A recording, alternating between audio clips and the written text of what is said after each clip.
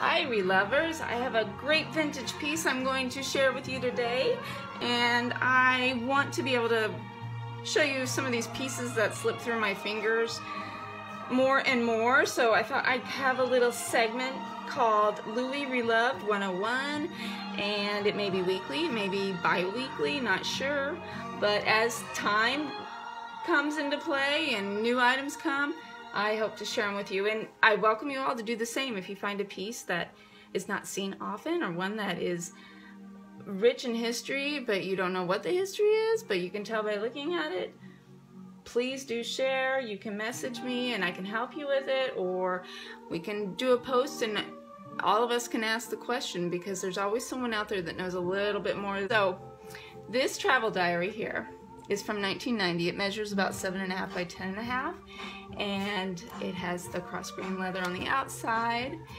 It zips with this beautiful all brass zipper. I just polished it. You can see some of the residue. And look how shiny it is. I mean, this is totally vintage quality, because you can polish and polish and it won't ever wear off the gold. It'll just get shinier. So as unzipping this piece, you'll see that it's all leather inside. And you can put in your maps, your bus passes, maybe your 3x5 photos that you may have had in the 90s. This slips out. It also has an embossed LV there. These are the inserts that came with it. And I would imagine photographs might have went in there. Maybe some bus passes or train tickets. Not sure. I'm not sure how. I'm trying to so many ways in anyone's lifestyle, for work, for home, organization. It's beautiful. You can put your passports in there. You can do your traveler's checks. Pretty sure that's what we used when we traveled back then, is traveler's checks. I'm not sure if traveler's checks are even done anymore. So if you don't know what a traveler's check is, look it up, Google it.